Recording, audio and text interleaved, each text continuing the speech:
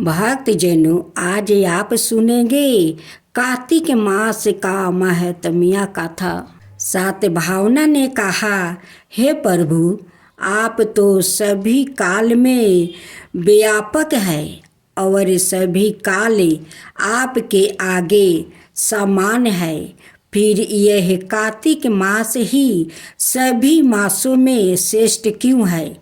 आप सब तीर्थों में एकादशी और सभी मासों में कार्तिक मास को ही अपना प्रिय क्यों कहते हैं?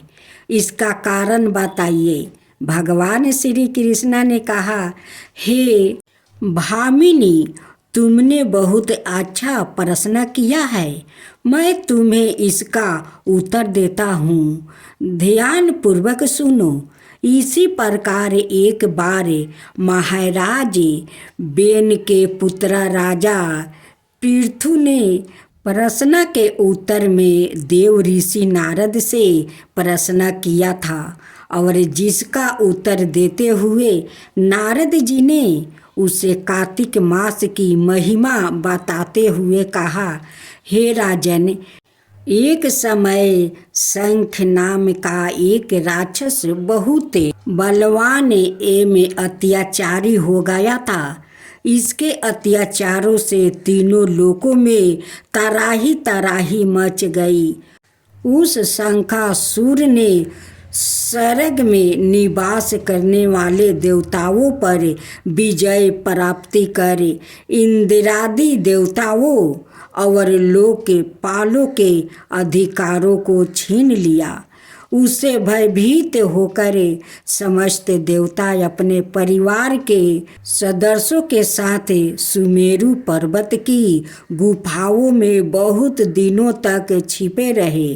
तत्पश्चात वो निश्चित होकर सुमेरु पर्वत की गुफाओं में ही रहने लगे। उधर जब शंखसूर को इस बात का पता चला कि देवता आनंद पूर्वक सुमेरु पर्वत की गुफाओं में निवास कर रहे हैं, तो उसने सोचा कि ऐसी कोई दिव्य शक्ति अवश्य है जिसके प्रभाव से अधिकारी ने यह देवता अभी भी बलवान है। सोचते सोचते वो इस निर्णय पर पहुंचा कि वेद मंत्रों के बल के कारण ही देवता बलवान हो रहे हैं। यदि इनसे वेद छीन लिए जाए तो वो बलहीन हो जाएंगे। ऐसा विचार कर शंखसूर ब्रह्मा जी के सत्यलोक से शीघ्र ही वेदों को हर लाया। उसके द्वारे ले जाते हुए भय से उसके चंगुल से निकल भागे और जल में समा गया।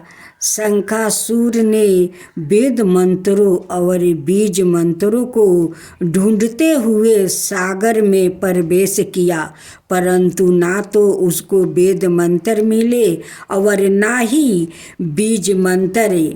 जब शंखसूर सागर से निराश होकर वापस लौटा तो उस समय ब्रह्मा जी पूजा की सामग्री लेकर सभी देवताओं के साथ भगवान विष्णु की शरण में पहुँचे और भगवान को गहरी निंद्रा से जगाने के लिए गाने बजाने लगे और धूप गंध आदि से बारंबार उनका पूजन करने लगा।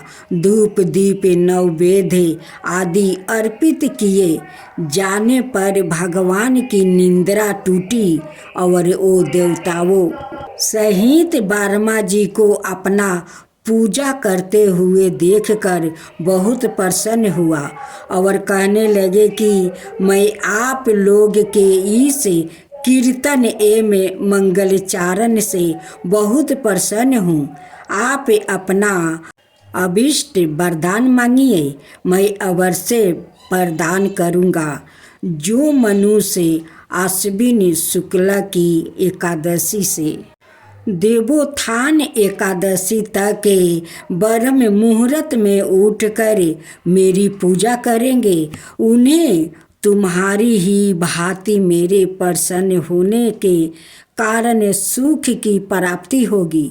आप लोग जो पद अर्धे आचमन और जल आदि समग्रही मेरे लिए लाए हैं, वो अनंत गुणों वाली होकर आपका कल्याण करेगी। शंख सूर द्वारे हरे गए संपूर्ण वेद जल में स्थित है। मैं सागर पुत्रा शंख सूर का वध करके उन वेदों को अभी लाए देता हूँ। आज से मंत्र बीज और वेदों सहित मैं प्रति वर्ष कार्तिक मास में जल में विश्राम किया करूँगा। अब मैं मत्स्य का रूप धारण करके जल में जाता हूँ। तुम सब देवताओं भी मुनीश्वर सहित मेरे साथ जल में आओ। इस कार्तिक मास में जो श्रेष्ठ मनुष्य प्रात काल स्नान करते हैं, वो सब ज्ञान के अवभूति स्नान द्वारा भली भांति नहा लेते हैं। हे देव इंद्र, कार्तिक मास में व्रत करने वालों को सब प्रकार से धन पुत्र पुत्री आदि देते रहना और उनकी सभी आपत्तियों से रक्षा करना।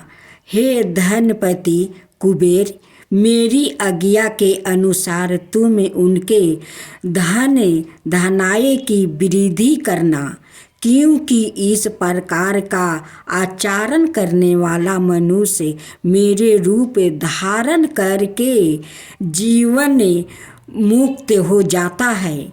जो मनुष्य जन्म से लेकर मृत्यु पर्यंत विधि पूर्वक इस उत्तम व्रत को करता है, वो आप लोग का भी पूजनीय है।